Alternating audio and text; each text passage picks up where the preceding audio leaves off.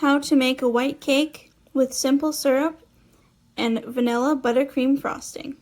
Let's get into it. First, in a medium-sized bowl, we're going to add 1 cup of milk. To your milk, you're going to add 3/4 of a cup of egg whites. Now, personally, I use liquid egg whites. To make it a lot easier. You can use whole eggs if you want, just make sure you have the correct amount. Add a tablespoon of vanilla extract. Whisk with a fork just to mix everything together.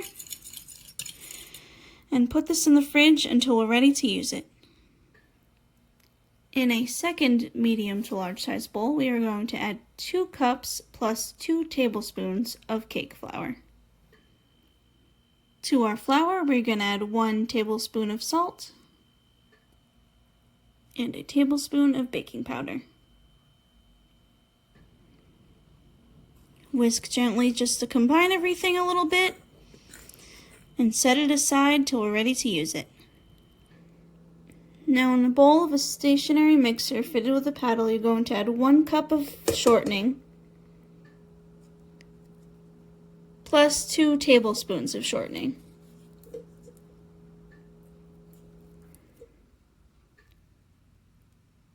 Now you guys can either use the plain or the original flavor of shortening, or you can use the butter flavor. I used both before. I've made this recipe many times and both work out well. So it's your choice. Add your flour mixture to your bowl. Add 1½ cups of granulated sugar. Mix on low speed for 4 minutes. Don't forget to scrape down your bowl and your spatula after every mix. Grab your egg white mixture out of the fridge and add about half of it to your shortening mixture.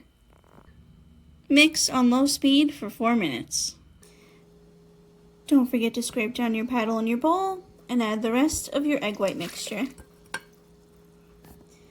Mix on low speed for 4 minutes.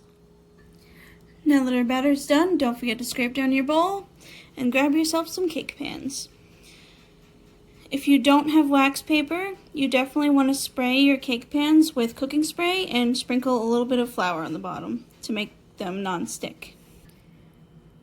You want to fill your cake pans about 2/3 of the way full. Try not to overfill because they might explode everywhere. I had a little bit of batter left over, so I'm making some cupcakes too.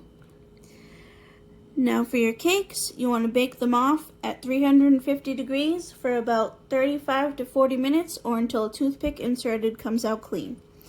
As for your cupcakes, you want to bake these off at 350 degrees for about 20 to 25 minutes or until a toothpick inserted comes out clean. While our cakes are in the oven, we're going to work on our simple syrup. In a small saucepan, you want to add 1 cup of sugar with 1 cup of water. Basically, you want this over a medium heat, and you want to stir it consistently until all of the sugar is dissolved. Basically, the minute all of your sugar is dissolved, take it off the heat.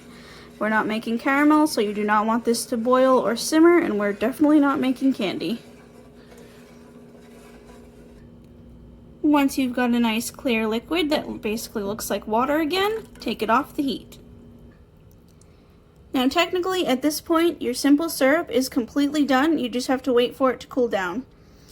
But if you want to add a little bit more pizzazz to your cakes, feel free to add any flavor extract you'd like. Just keep in mind the type of cake that you're making. So like if you're making a chocolate cake, maybe consider doing like raspberry or orange, or you just want to keep in mind all your flavor profiles so it doesn't get all jumbled up and taste funny. I'm just going to add a little bit of vanilla.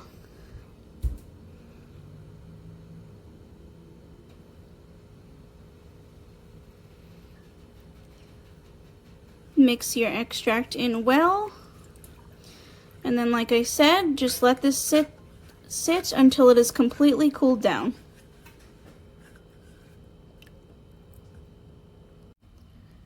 Your simple syrup can be used for any and all cakes you make. It's designed to help your cakes not dry out. And while our cakes and cupcakes are cooling down, we're going to work on our buttercream. To your now clean mixing bowl, you're going to add 4½ cups of sifted powdered sugar. To your powdered sugar mix, you're going to add 2 cups of shortening. You want to take your whisk attachment and start whisking on a low speed.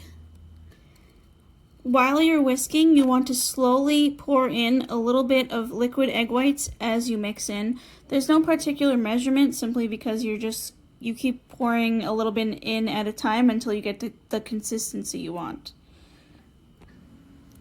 Also, feel free to add any flavor extracts you'd like while you're whisking. I'm just going to add about a tablespoon of vanilla, but feel free to add flavors, again, keeping in mind whatever flavor cakes you're making. And also, while you're whisking, if you want to add a food coloring, feel free to. I'm going to add like this teal color. And I want you to keep in mind that the longer you whip this up, the lighter it will get in texture and taste, and it won't be as greasy the longer you whip it up. Because of the shortening, it won't get deflate or lose its shape or anything. Your frosting is done when it's light and fluffy and gets to the consistency and thickness you're looking for. Good tip, when you are shaking it, you'll feel the heaviness. The longer you whip it up, doing this should make it feel lighter. You should be able to feel the difference. But anyway, you're done basically when it is light and fluffy and it is the thickness, desired consistency you're looking for. Now, in terms of our cakes and cupcakes, keep in mind, the colder they are, the easier they will be to frost and decorate. You might even want to consider if you have time, wrapping them up really well and putting them in the fridge overnight. You don't have to if you don't want to. Getting them to room temperature is just as good too. It's just little tips and tricks. Now, before we start frosting your cake, we're going to put some simple syrup on it.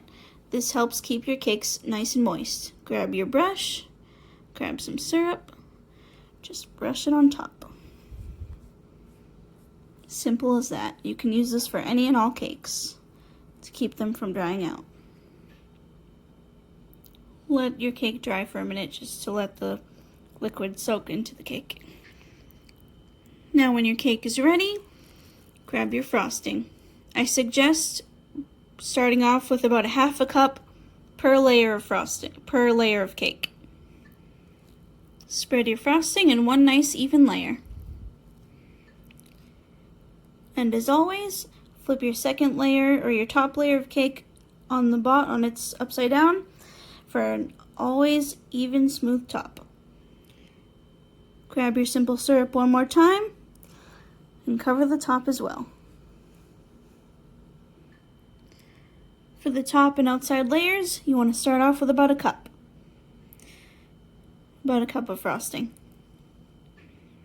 Now you want to frost the top and the sides of your cake.